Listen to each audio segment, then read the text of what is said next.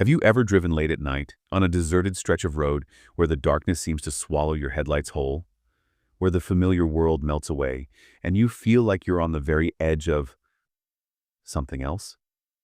We tell ourselves these are just feelings, tricks of a tired mind, but what if just once that feeling was real? What if the veil between our reality and the truly inexplicable thinned, just for a moment?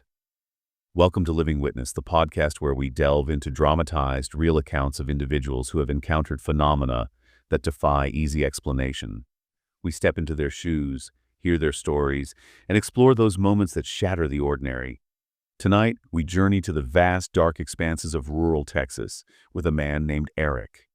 After a grueling double shift, Eric was on his way home, battling exhaustion on a lonely highway. His only companions were the hum of his engine and the distant stars. But what began as a weary drive into the familiar comfort of night quickly spiraled into an encounter that would leave him questioning the very fabric of his reality. Eric's testimony takes us from a faint, curious flicker in the sky to a confrontation with an object of impossible scale and movement, an entity that seemed to observe him as much as he observed it. It's a story of profound darkness, eerie silence, and the chilling weight of the unknown. Prepare to hear Eric L's account of the night his abstract comfort was shattered.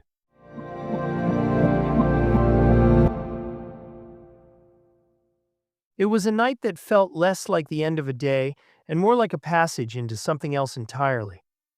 The kind of profound darkness that swallows headlights whole, where the world outside the thin shell of your car dissolves into an infinite, star-dusted void. I was on Highway 17, a ribbon of asphalt cutting through miles of dense, silent woods.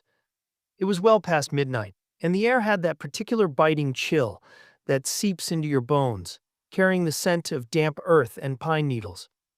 Exhaustion was a heavy cloak draped over me, the legacy of a double shift that had stretched my nerves thin and left me craving nothing but the uncomplicated solace of my own bed. My only companions were the hypnotic rhythm of the tires on the worn pavement, and occasionally the distant melancholic cry of a train echoing across the empty landscape. There wasn't another soul visible in either direction, just me, my weary car, and the immense, breathing darkness of the country night. The stars out here were an affront to city dwellers. Countless pinpricks of fiercely cold light scattered across an inky canvas so deep it felt like looking into the very fabric of the universe.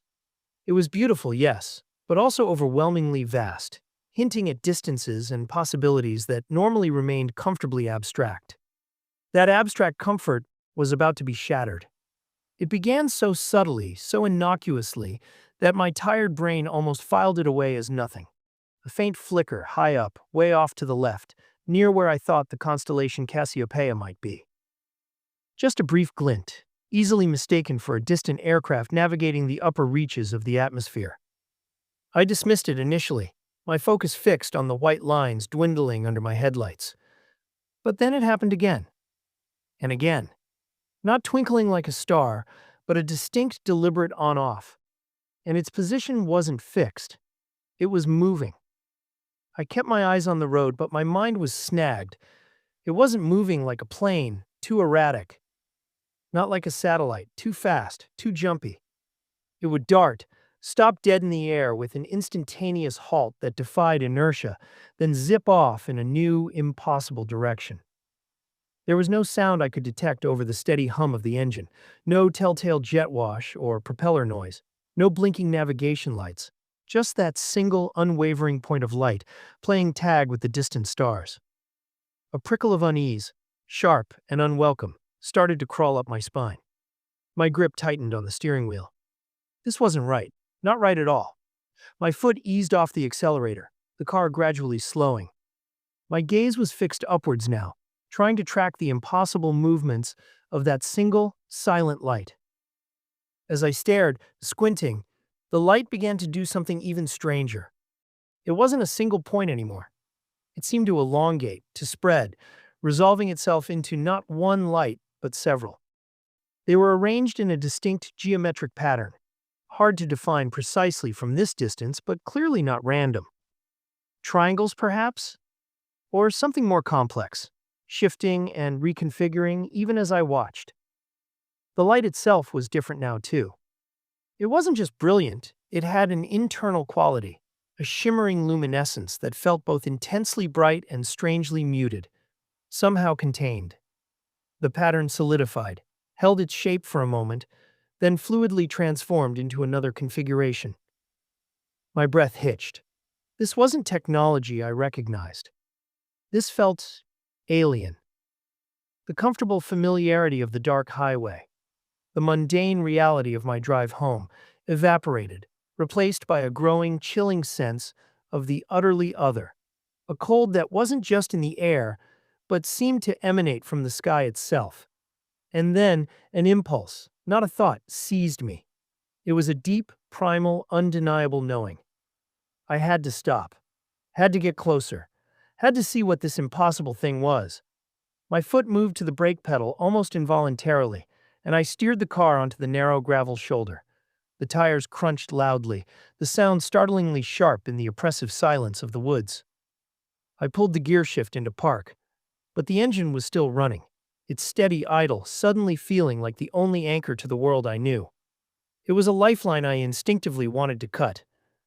My hand reached for the ignition, trembling slightly, and I turned the key. The engine died with a final shudder, plunging everything into profound, absolute silence. The headlights went out, and the darkness outside the car rushed in, thick and heavy. Only the strange lights in the sky remained, now brighter, more distinct, seeming to pulse with a slow, deliberate rhythm. They were lower now, much, much lower than I had grasped. When I first saw them, they hung there, suspended against the backdrop of those indifferent stars, but somehow closer than anything that size had a right to be. The concept of size itself seemed to warp and flex in their presence. I couldn't get a solid sense of scale. The distance felt wrong, somehow compressed. As my eyes adjusted to the impenetrable blackness outside, I began to perceive something around the lights. It wasn't just points of illumination. They were embedded within, or perhaps on, a shape. A shape that was impossibly dark. Darker than the night sky, darker than the shadow of the trees. A sheer palpable void carved out of the air. It didn't reflect the faint starlight or the ambient glow from faraway towns. It absorbed light, a silent, hulking presence that seemed to drink in the very essence of visibility. The lights, that strange, internally luminous glow, were the only things giving it definition. The shape wasn't a clean line or a familiar curve. It was hard to grasp, almost fluid in the way it presented itself. Yet I perceived impossible angles, sharp edges that didn't belong in nature, geometries that seemed to defy earthly design principles. It was vast, stretching out in the sky above the towering pines that bordered the highway, much larger than any conventional aircraft I had ever encountered. And it was utterly, completely silent. No engine hum, no rush of wind around its form, just a profound, unnatural quiet that pressed in on my eardrums. A silence that felt wrong, like a missing piece of reality. A sensation washed over me then, originating deep within my core and spreading outwards, unlike anything I had ever felt. It was a complex, overwhelming cocktail of intense, gut-wrenching fear. The kind that makes your limbs feel like lead and your stomach clench into a tight knot, mixed with an almost paralyzing sense of awe.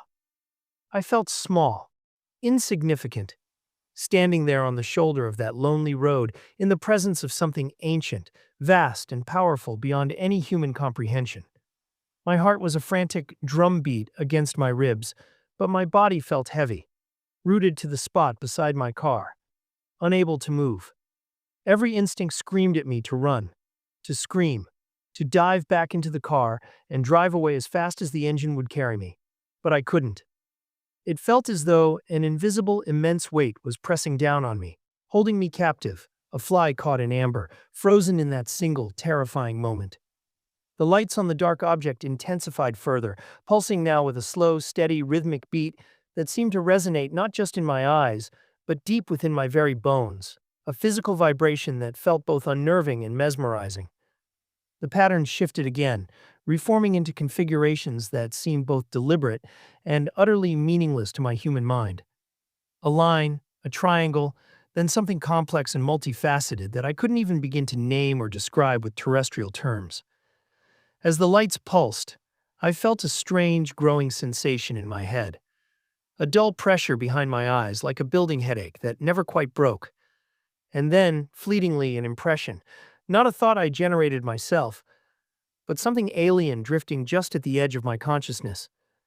It wasn't words, not a language I understood, more like a feeling of intense scrutiny, of being studied with an intelligence that was utterly alien, indifferent, and probing. It felt invasive, like invisible tendrils, delicately exploring the edges of my mind.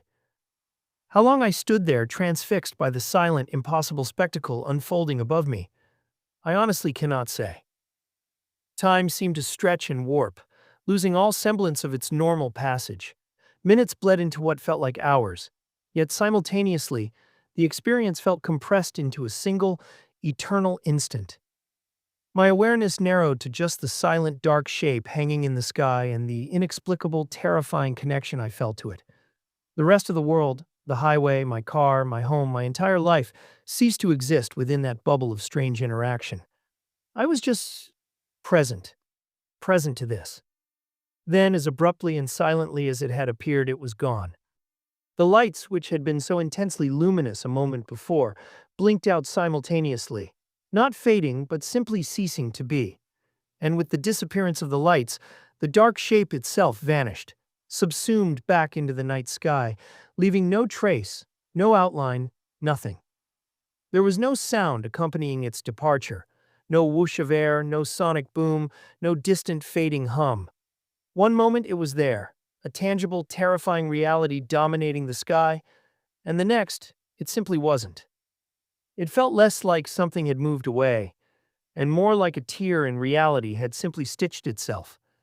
Closed. The silence that remained was heavier, deeper, and more profound than before, broken only by the faint, persistent ticking of my cooling engine. I stood there for what felt like an eternity, shivering uncontrollably, and I knew it wasn't just from the cold night air. My mind felt thick, foggy, like waking suddenly from a deep, disorienting dream where the boundaries between waking and sleeping were blurred. I fumbled for my phone, checked the time. An hour had passed since I pulled over onto the shoulder. An entire hour. I had no conscious memory of that intervening time, just the intense, frozen moment of staring at the object. The rest was a blank space, a void as dark and impenetrable as the shape I had just seen. Getting back into the car felt like breaking free from a physical constraint I hadn't realized was holding me. My limbs were stiff. My head ached with a dull, throbbing pain behind my eyes, and the world outside the vehicle looked subtly, unsettlingly different. Sharper in detail, perhaps, or maybe just less real, like a stage set. Driving the rest of the way home was a blur of heightened anxiety. Every shadow seemed to writhe. Every distant light felt like a potential return. I kept glancing at the sky, half expecting the dark shape and its impossible lights to reappear above the tree line. When I finally reached my house, the familiar structure felt strangely unfamiliar. The air inside thin and somehow electric, charged with a residual energy from the encounter. Sleep was utterly impossible. My mind replayed the images, the feelings, the impossible silence. Every creak of the old house seemed amplified. Every shadow seemed deeper, concealing some unseen presence. I felt irrevocably changed, marked by the experience. It wasn't a nightmare I could simply wake from.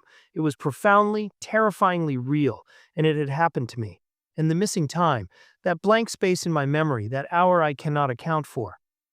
That is the part that haunts me the most, gnawing at the edges of my sanity. What happened during that lost hour? What was done or shown or taken? I have no answers.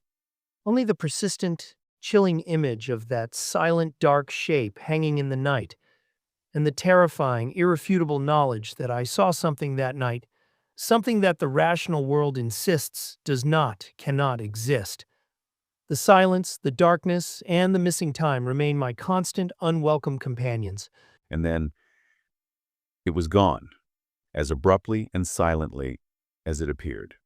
Eric L's experience on that Texas highway leaves us with so many unsettling questions. The impossible maneuvers, the sheer scale of the object, the oppressive silence, and perhaps most hauntingly, that lost hour. A blank space in his memory, a void as dark as the object itself. What do we make of such encounters? When an ordinary night becomes a stage for the extraordinary, leaving behind not answers, but a profound and lasting unease. Eric's unwelcome companions, the silence, the darkness, and the missing time, serve as a constant reminder of something that the rational world insists cannot exist. We thank Eric for sharing his deeply personal and unsettling story with us. His courage in recounting such an experience helps us all to ponder the mysteries that may lie just beyond our perception. If you've had an experience that defies explanation, one that has stayed with you, we invite you to share it with us. Visit our website at lwpodcast.com to learn more. And for those of you who want to delve even deeper into these mysteries, we invite you to join Living Witness Plus. As a Plus member, you'll get an extended version of today's show, meaning you'd hear more from stories like Eric's, going further into the details and analysis beyond what you've just heard. Plus, you'll receive an exclusive bonus episode every Friday, content available only to our paying members. But that's not all. You'll also gain access to our private members-only chat room, where you can discuss episodes, share your own theories, and connect with fellow enthusiasts and even us. We also love to give our Plus members shout-outs on the podcast. And of course, you'll automatically reap the benefits of any new features, bonus content, or even new shows we create down the line. To become a Living Witness Plus member and unlock all these benefits, head over to lwpodcast.com or click the link in our show notes. It's the best way to support the show and get even more Living Witness content. Join us next time on Living Witness as we continue to explore the inexplicable, one testimony at a time. Until then, keep looking up. You never know what you might see. For our listeners on the free feed, we'll be back next week with another compelling account from someone who has stared into the inexplicable. We hope you'll join us then. However, for our Living Witness Plus members, please stay right where you are. Your journey into the unexplained isn't over just yet. We're about to take a deeper dive, offering you exclusive content that continues from what you've just heard. After this very quick break, we'll be back with that Plus-only segment, exclusively for you. So don't touch that dial, or, well, you know what I mean. We'll be right back. All right, Living Witness Plus members, welcome back, and a sincere thank you for being part of our Plus community. Now, as promised, it's time to go beyond the initial testimony. This is our exclusive deep dive segment, where we really get into the nuts and bolts of what we've just heard. And joining me for this meticulous exploration is, of course, my wonderful co-host, Sarah. Hi, Sarah. Hi, everyone. Yes, Eric's account is quite something, a lot to unpack. It really is. So in this deep dive, Sarah and I are going to meticulously discuss and analyze Eric's entire account. We'll be looking at the sequence of events, the specific details he described, from the initial flickers of light to the imposing silent craft and that unsettling lost hour. We'll consider the psychological impact on Eric and try to dissect the elements that make this testimony so compelling and disturbing. We aim to examine this in a meticulous fashion, exploring every facet.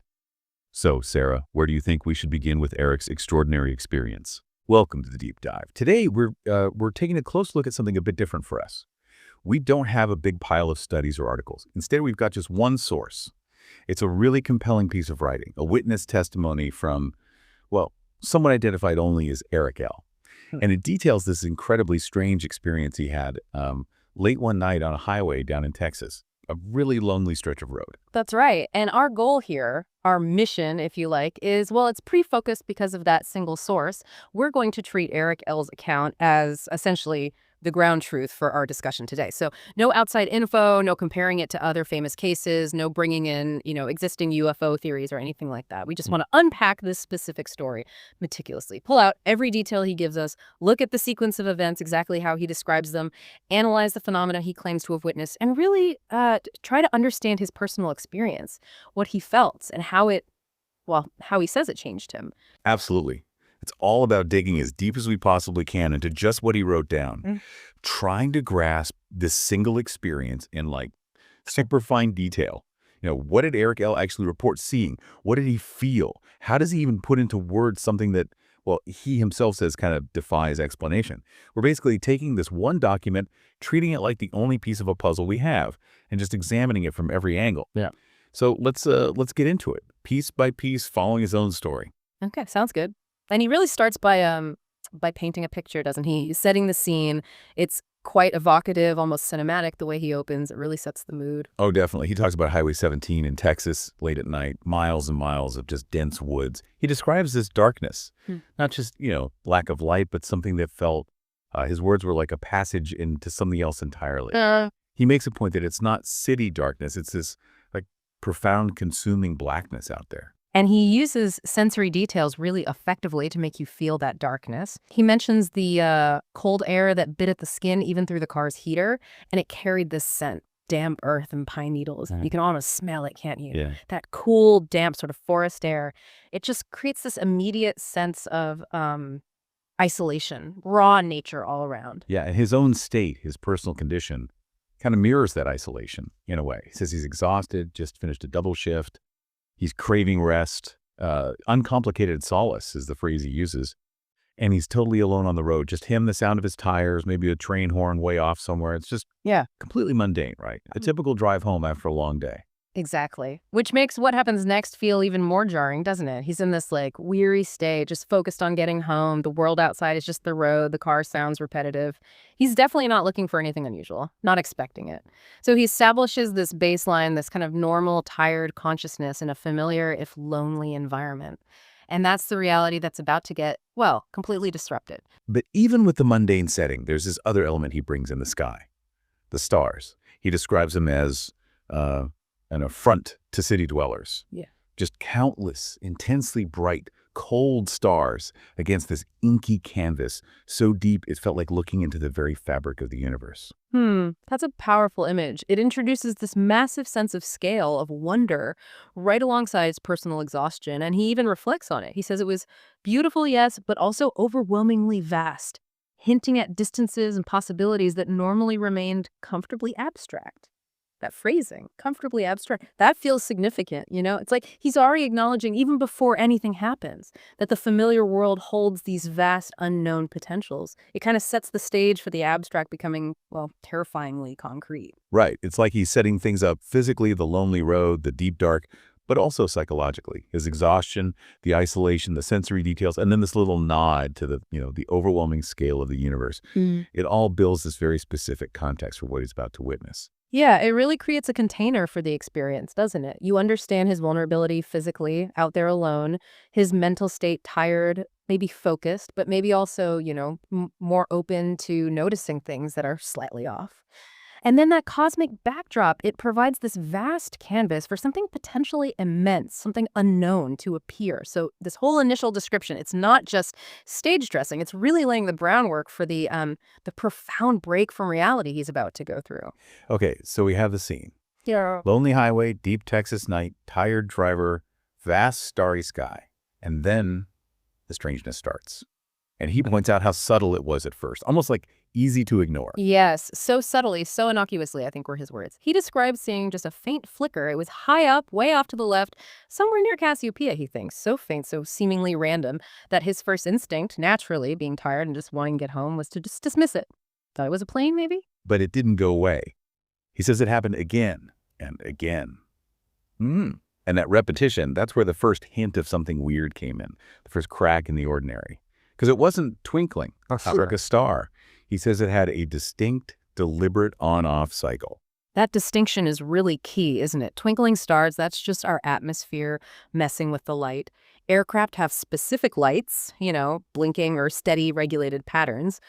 But an instantaneous, deliberate on-off, like flipping a switch, that doesn't really fit atmospheric effects or standard aircraft lighting. It suggests maybe something controlled, something not quite natural or conventional. And it wasn't staying still either. He saw right away that it was moving. So you've got this faint light way up high doing this odd, controlled on-off blink, and it's also moving across the sky. It's just enough weirdness to grab his attention, even though he's tired. Enough to make him think, wait, maybe that's not a plane. Right. It's those little persistent details that just don't quite fit. They start chipping away at his first easy explanation. He wanted it to be a plane, something easily explained away. But the specific way it blinked, the on-off, and the fact it was moving, Those were the first signs that something was, well, out of the ordinary, pulling his focus away from just the road ahead.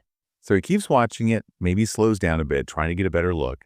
And as he observes the movement more closely, that's when the unease really starts to creep in. He realizes it's not moving like anything he's ever seen before. Yeah, he specifically lists what it wasn't doing. He says it wasn't moving like a plane, too erratic, not like a satellite, too fast, too jumpy. And that's a really important step in his process, right? He's actively trying to fit it into known categories. Plane, satellite, meteor maybe, and it doesn't match any of them. His brain is searching for a box to put it in, and there isn't one. And the words he uses to describe how it did move, they're really specific, almost physics-defying. Tell us about that. He says it would dart, just a sudden quick movement, and then this is a really incredible part. It would stop dead in the air with an instantaneous halt that defied inertia, and then, just as suddenly, it would zip off in a new, impossible direction. Defied inertia, instantaneous halt. Let's just say with that for basic physics, right? Inertia. Things in motion tend to stay in motion. Stop instantly, especially from a darting speed. The forces involved would be, well, immense. Basically impossible for a physical object as we understand them. For something to stop dead instantly and then immediately accelerate instantly in another direction. That just completely breaks the rules of physics on a macroscopic scale. Exactly. He's not just saying it moved fast or weirdly. He's describing maneuvers that, well, they just shouldn't be possible, not for any object that follows the laws of physics we know, especially not without, some massive energy signature, sonic boom or something. Think about the G-forces involved in an instant stop like that. It's unimaginable. Yet, that's the kind of impossible, abrupt motion Eric L. says he saw. And adding to the strangeness, he notes there was absolutely no sensory feedback to go with it. You couldn't hear anything over his car engine, sure, but you'd expect something from an object moving like that, right? No jet engine roar, no propeller sound, not even the whoosh of air you'd expect from something darting around at speed.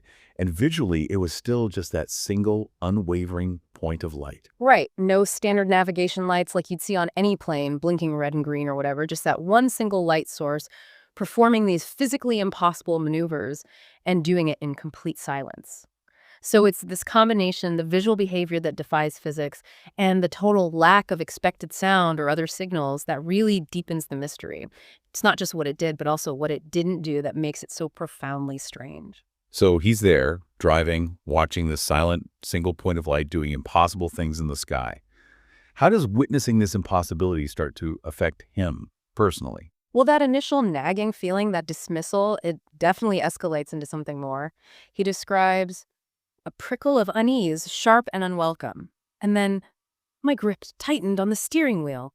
This wasn't right, not right at all.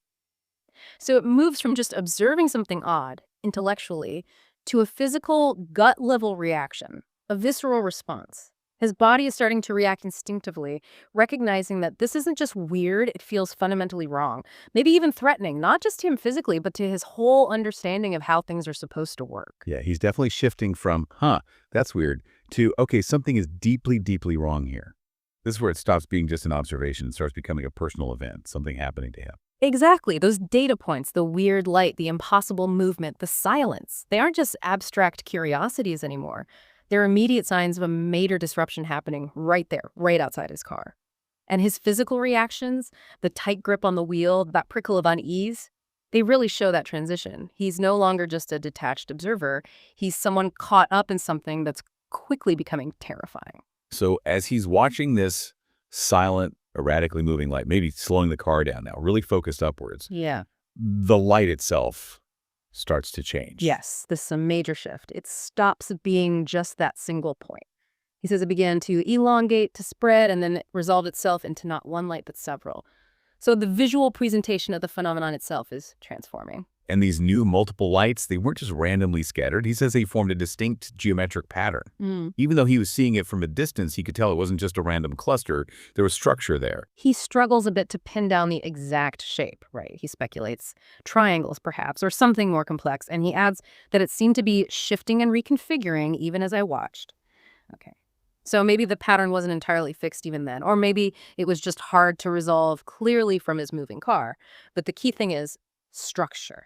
Deliberate arrangement, not random points. And he also notices a change in the light itself. Not just its arrangement, but its quality. It wasn't just like bright white anymore. He describes it having an internal quality, a shimmering luminescence.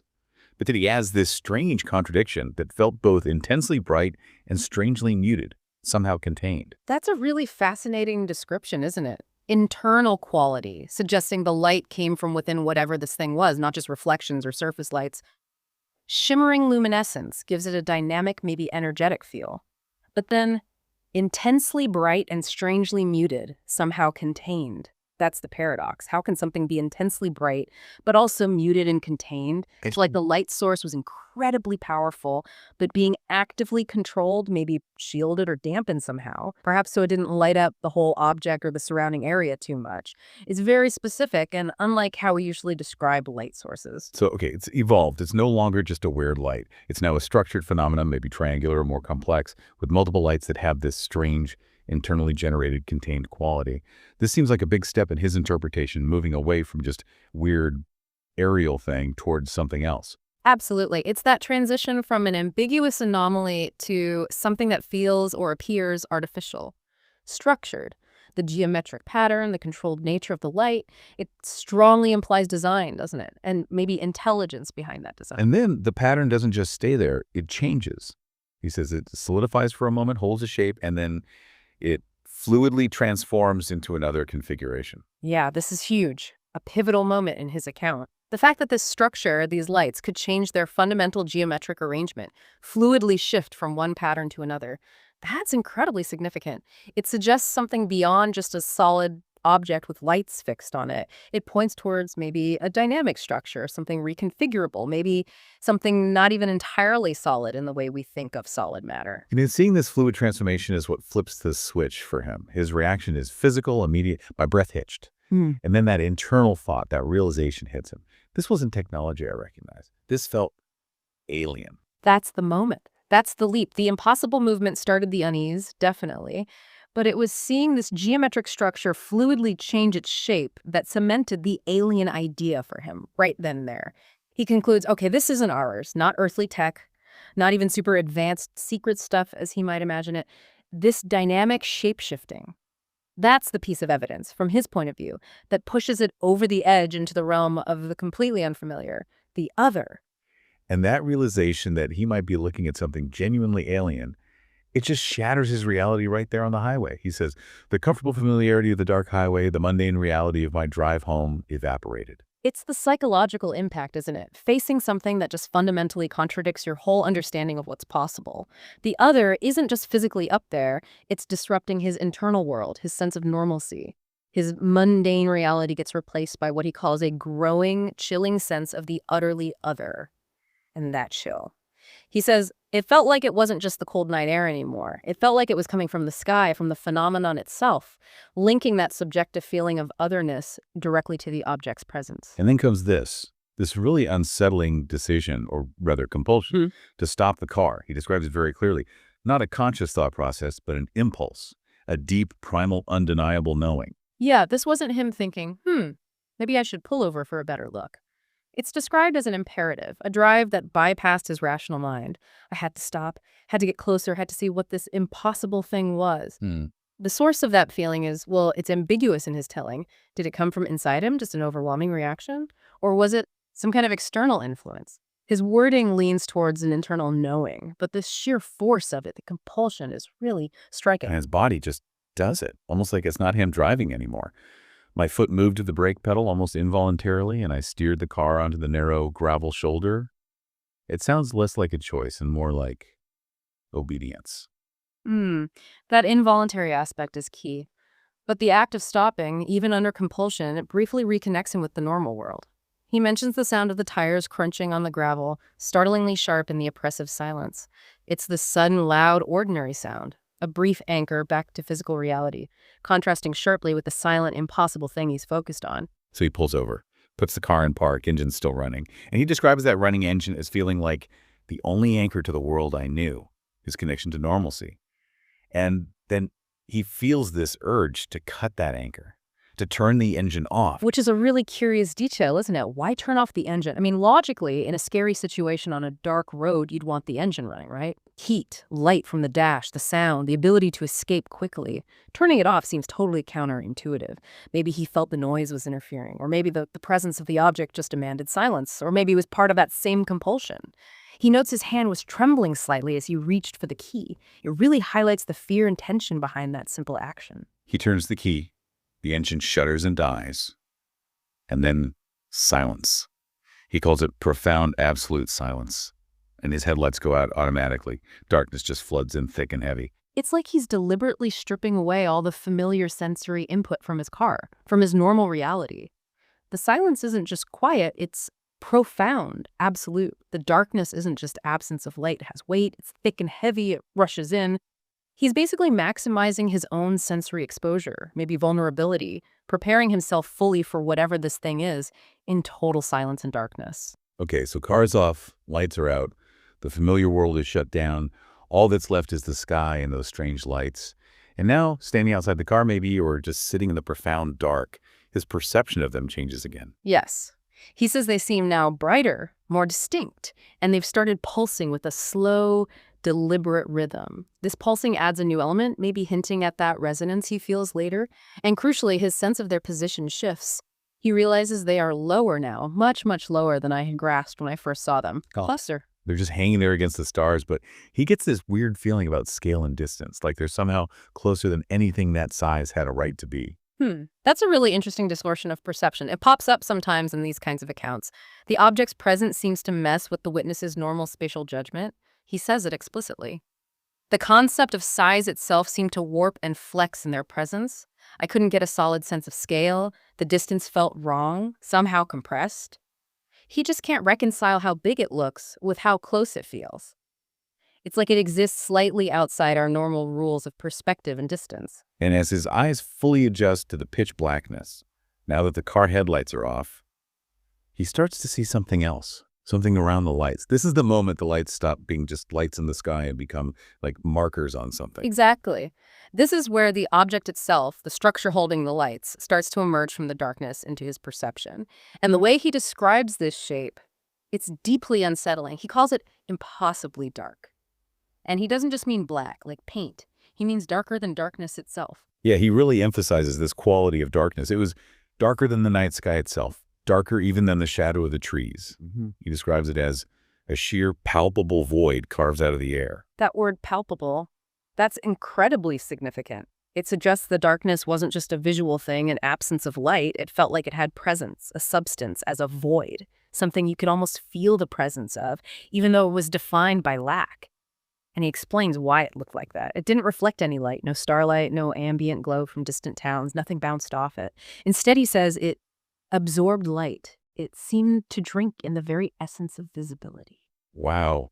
Drink in the very essence of visibility. That's stunning language. So it's not just non-reflective like matte black paint. It's actively anti-light, a light sink. And the only reason he could perceive its shape at all was because of those weird, internally glowing lights on it, defining its edges against the slightly less black night sky. Precisely. The lights weren't shining on the object. They were the only things defining the boundary of this void that absorbed all other light. This quality, this active light absorption, creating a darkness deeper than night. That's one of the most distinct and frankly disturbing details in the whole testimony. It suggests something made of, well, not conventional matter, more like a hole cut out of the visual world, outlined only by those strange, contained points of light. Let's talk more about the shape itself and the silence he perceived now that he could see this dark form. He struggles to describe the actual form, He says it wasn't a clean line or a familiar curve. It was somehow hard to grasp, almost fluid in the way it presented itself. But then he contradicts that sense of fluidity by talking about its structure. He perceived impossible angles, sharp edges that didn't belong in nature, geometries that seemed to defy earthly design principles. So it's both fluid and has impossible sharp angles in geometry. That combination just screams alien, doesn't it? A form that doesn't play by our rules of space or design. And the scale he mentions again, it was vast, stretching out above the pine trees, much larger than any conventional aircraft. Yeah, this wasn't some little drone. It was huge, imposing, dominating the sky above him. And despite being so massive, so present, he stresses the sound again, utterly completely silent. And the silence itself felt wrong. Not just absence of noise, but he calls it a profound, unnatural quiet that pressed in on my eardrums. A silence that felt wrong, like a missing piece of reality. Missing piece of reality. That's powerful. It's more than just quiet. It's an active silence, a heavy silence, almost like a sensory deprivation. It adds so much to that feeling of otherness. So you have this combination: impossible geometry, vast scale, that light-eating darkness, and this profound, pressing, unnatural silence. Those are the key things Eric L. uses to convey just how alien and unsettling this object felt. Some of these elements, the silence, the impossible movers, they crop up in other accounts. But his description of the darkness as a palpable void that drank visibility, that feels particularly vivid, almost unique in its phrasing. Okay, so he's standing there, maybe rooted to the spot, just staring at this massive, silent, dark, geometrically impossible thing. And the experience shifts again, doesn't it? From just seeing it to a really intense internal and physical reaction. Yes, he describes this wave of sensation washing over him, starting deep inside, originating deep within my core and spreading outwards. It wasn't just being scared by what he saw, it was a full-body, primal response. He talks about intense, gut-wrenching fear, making his limbs feel like lead, his stomach clench, pure terror. But crucially, it wasn't only fear. He says it was mixed with this almost paralyzing sense of awe. That mix of terror and wonder seems really important. He felt small, insignificant, when faced with something he perceived as ancient, vast, and powerful beyond any human comprehension. That's a classic description of encountering the sublime, isn't it? Something so vast, so powerful, so mysterious that it evokes both terror and awe simultaneously. It really speaks to the sheer impact of the object's presence, or what he perceived its presence to be. He wasn't just afraid of it, he was completely overwhelmed by it. And this intense cocktail of fear and awe seems to have had a physical effect. Paralysis. His heart is pounding like crazy, he says, but his body is heavy, rooted to the spot, unable to move. He mentions his instinct just screaming at him, run, shout, get back in the car, drive, but he physically couldn't. Right, and he tries to explain that feeling. He says, "It felt as though an invisible, immense weight was pressing down on me, holding me captive." End quote. He uses the image. A fly caught in amber, frozen in that single, terrifying moment. This sensation of being physically restrained, whether it was purely psychological shock or something he perceived as an external force, it's deeply unsettling. It essentially trapped him there, forcing him to endure the full encounter. And while he's stuck there, terrified, awestruck, paralyzed, the object, or his interaction with it seems to ramp up. Yes, the lights on the dark shape, they intensify even more. They start pulsing now with a slow, steady, rhythmic beat. And he connects this pulsing light directly to a physical sensation. He says it seemed to resonate not just in my eyes, but deep within my very bones, a physical vibration that felt both unnerving and mesmerizing. Wow, a physical vibration deep in his bones linked to the light. That's a very specific and strange detail. And the patterns formed by the lights, they start shifting again. He says they were reforming into configurations that seemed both deliberate and utterly meaningless to my human mind. He sees a line, then maybe a triangle, then something else, complex and multifaceted, that he just couldn't grasp or describe. It reinforces that idea of an intelligence at work, displaying complex, changing geometry, but doing it in a way that's completely alien, incomprehensible to human logic or pattern recognition. It's like a display, maybe even communication, but in a language his mind just couldn't translate. And right alongside this visual display, he starts feeling something new, physically, in his head. A strange, growing sensation. A dull pressure behind my eyes, like a building headache. And this head pressure seems directly tied to something even stranger, a perceived mental contact. He says, and then fleetingly, an impression, not a thought I generated myself, but something alien drifting just at the edge of my consciousness. This is a really crucial subjective claim, the feeling of a mental intrusion. And he's very careful to clarify what it felt like. Not words, not language he could understand, but more like a feeling of intense scrutiny, of being studied. He felt the intelligence behind it was utterly alien, indifferent, and probing. And that probing felt invasive. His description is chilling, like invisible tendrils delicately exploring the edges of my mind. So the encounter shifts again, doesn't it? From just watching something passively, even under duress, to feeling like there's an active, interactive component, albeit a one-way interaction, nonverbal, invasive, and deeply unsettling. You've got the physical vibration, the meaningless to him geometric shifts, the head pressure, and this feeling of being coldly clinically examined. It suggests some kind of contact or interaction is happening, but on a level that's profoundly alien and maybe even manipulative psychologically. That word indifferent is key too, not hostile, not friendly, just observing, studying, like he's a specimen. And this brings us to maybe the most famous and certainly one of the most disturbing aspects of these kinds of accounts. The missing time. He says point blank, how long I stood there, I honestly cannot say. Right, his subjective sense of time completely breaks down during the core of the encounter. Time seemed to stretch and warp, losing all semblance of its normal passage. He had the feeling that minutes might have stretched into hours, but at the same time, the whole thing felt compressed, like a single, unending, eternal instant. This kind of subjective time distortion is known to happen in high-stress situations, altered states, trauma, but what follows suggests it was more than just subjective feeling. Because during this period where time felt warped, his focus became incredibly narrow. My awareness narrowed to just the silent, dark shape hanging in the sky and the inexplicable, terrifying connection I felt to it. Everything else, the road, the woods, the world, just faded away. He was trapped in that bubble of strange interaction. He puts it very simply. He was just present to this. Yeah. This state, hyper-focused, altered consciousness, where the outside world and normal time become irrelevant, it's a recurring theme in accounts that end up involving missing time. It's almost like the encounter itself creates its own little pocket reality, its own temporal bubble around the witness. And the objective reality of that time distortion becomes brutally clear only after the object leaves and the silence returns, and he eventually checks his phone. Yes, the departure itself is described as being just as sudden, just as silent as its appearance. The lights, which were intensely bright and pulsing just moments before, they just blinked out simultaneously. He emphasizes they didn't fade, they simply ceased to be. And as soon as the lights went out, the dark shape was gone too. Vanished. Subsumed back into the night sky, leaving no trace, no outline. And again, critically, zero sound as it departed. No whoosh of air, no sonic boom from rapid acceleration, no engine hum fading into the distance, nothing. He uses that really striking, unsettling image again. It felt less like something had moved away, and more like a tear in reality had simply stitched itself closed. That imagery is so powerful, isn't it? It implies the object didn't just fly off, but maybe dematerialized, or retreated from his immediate reality somehow. Like the rift it represented just sealed itself up. And the silence that's left behind feels different now. He describes it as heavier, deeper, and more profound than before, which really underlines how unnatural the silence during the event must have felt. The snap back to normal reality sounds jarring. The first sound he becomes aware of is faint, mundane, the persistent ticking of his cooling engine, the sounds of his car re-entering his awareness. He says he just stood there for what felt like ages, shivering uncontrollably, and makes a point of saying it wasn't just from the cold air. He's clearly in a state of shock, deep disorientation. My mind felt thick, foggy, he says, like waking suddenly from a deep, disorienting dream where the boundaries between waking and sleeping were blurred. That mental fog, the difficulty processing what just occurred. It's a very common after effect reported after trauma or experiences involving altered states. And then comes the check, the confirmation of the time warp.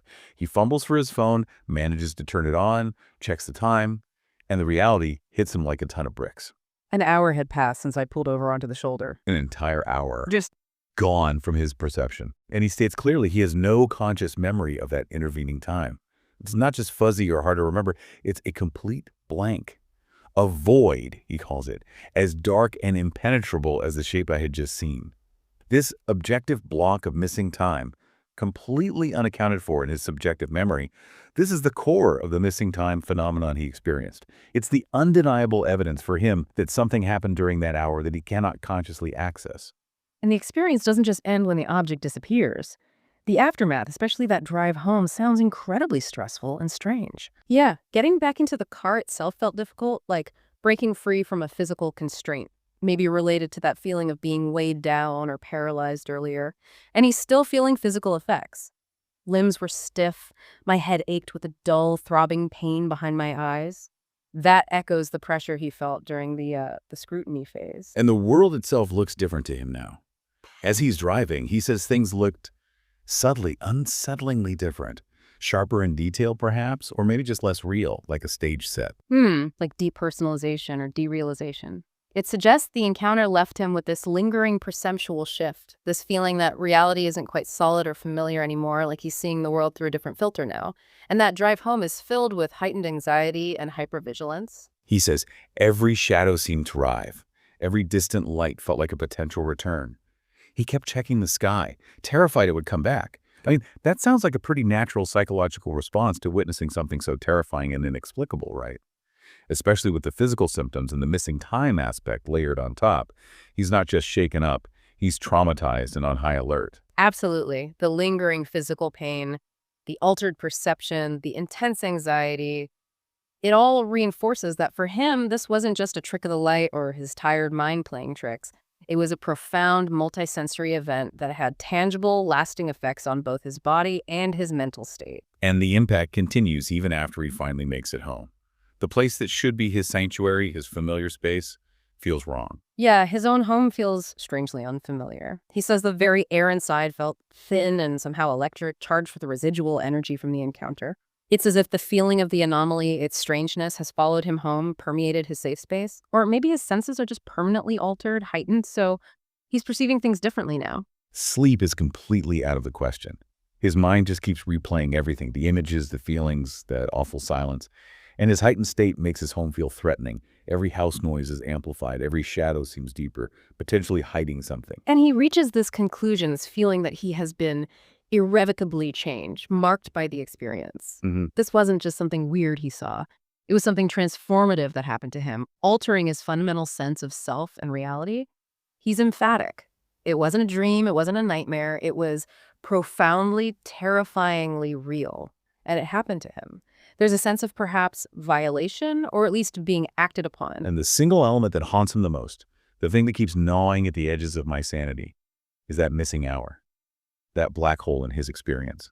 That void in his memory becomes the central, enduring puzzle and the main source of his ongoing distress. What happened during that lost hour? What was done or shown or taken? He has absolutely no answers, he says, just that terrifying blankness where an hour of his life should be. That lost hour isn't just a memory gap. It represents a profound loss of control. A period where something completely unknown happened to him without his awareness or consent. That's arguably the most disturbing legacy of the whole encounter for him. So his constant companions now are that chilling memory, the image of the silent dark shape, the terrifying certainty of what he saw, that profound silence, the overwhelming darkness, and above all, the unanswered question of the missing time. He ends his account with that stark realization. He saw something that the rational world insists does not, cannot exist. Exactly. It's that direct confrontation with something that seems to break all the rules. Physics, reality, even personal autonomy, with the paralysis and the missing time, and it's combined with this deeply personal, unresolvable mystery of what happened during that lost hour. That's what leaves him feeling permanently marked, profoundly unsettled. The void isn't just missing memory. It's this constant, nagging question mark hanging over his life, symbolizing an unknown interaction that occurred while he was essentially absent from himself. Okay, so let's step back a little now. We've really walked through the intense detail of Eric L's testimony. We followed his narrative arc, right? From just a tired guy driving home on a lonely road to someone who feels fundamentally changed by this encounter with what he could only describe as the utterly other. Yeah, we've really tried to unpack all the layers he presented. Starting with those subtle oddities, the weird light, the way it moved, defying inertia. Then the transformation, becoming multiple lights and geometric patterns that fluidly shifted shape. Then the emergence of the main event, that vast, impossibly dark shape, absorbing light, feeling like a palpable void with those impossible angles. Then his reaction, that intense fear mixed with paralyzing awe. The physical stuff, too, the resonance in his bones, the pressure behind his eyes. And that chilling feeling of being watched, studied, probed by something alien and indifferent, the warping of time, subjectively. And then the objective, terrifying discovery of that lost hour after its abrupt, silent departure. And we've really stuck to just his words, right? Stayed completely within the boundaries of this single source document. This is just one person's account, one testimony. a snapshot of a deeply, deeply unsettling personal experience, analyzed just as he laid it out. Exactly. But even as just one account, it invites you, the listener, to think about so many complex things. The power of his sensory details the smell of pine needles, the feeling of the silence pressing in, the vibration in his bones, the cold from the sky, that feeling of being scrutinized. It's incredibly vivid. And the challenge it poses, at least as described, to our understanding of basic physics, right? Instant stops, silent flight for something huge, actively absorbing light. And maybe most compelling is the psychological impact. What it does to someone to encounter something so inexplicable, especially that missing time aspect and the feeling of being, as he put it, irrevocably changed. So thinking about just his words, what stands out most for you? That description of the dark shape, a palpable void that drank in the very essence of visibility. What does that suggest about its nature based purely on his account? Especially when you connect it to that feeling of invasive scrutiny he described and then the missing hour that followed. While sticking strictly to his testimony, it paints a picture of something truly alien, not just in origin, but in its very substance and operation. The palpable void description, the light absorption, it suggests something that doesn't interact with our reality in a normal way. Maybe manipulating light, maybe existing partially outside our dimensions, who knows. His description points towards something fundamentally different, and coupling that with the feeling of scrutiny and the lost time, it raises disturbing possibilities about the purpose behind the encounter, doesn't it? Was the scrutiny the reason for the encounter? Was the missing time related to that scrutiny a period of more intense interaction that was somehow blocked from his memory? His account leaves us and him with these huge, unsettling questions. What was that void? What happened in that lost hour? What does it even mean when reality seems to, as he put it, tear open and stitch itself closed? His testimony forces us to confront these really uncomfortable possibilities that maybe reality isn't as solid as we think, that phenomena exist which defy our neat explanations, and that encountering them can leave behind not answers, but just more questions, lingering physical traces, an altered view of the world, and sometimes a terrifying, inexplicable void in memory. And that just about wraps up our deep dive into Eric L.'s incredible testimony.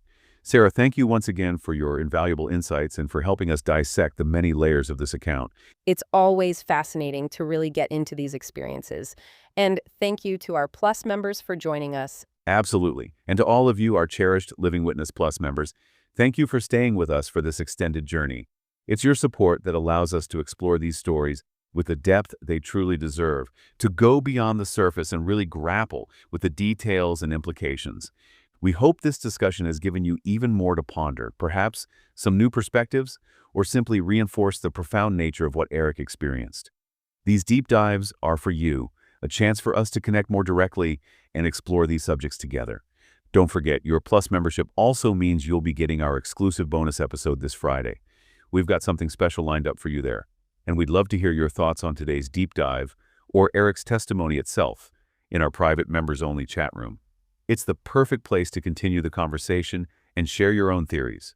And remember, you'll always be first in line for any new features or bonus content we roll out. We'll be back with a brand new main episode for everyone next week, but for you, our Plus members, we'll see you on Friday with that bonus content. Until then, from all of us here at Living Witness, stay curious, stay observant, and never stop questioning the world around you. And, as always, keep looking up.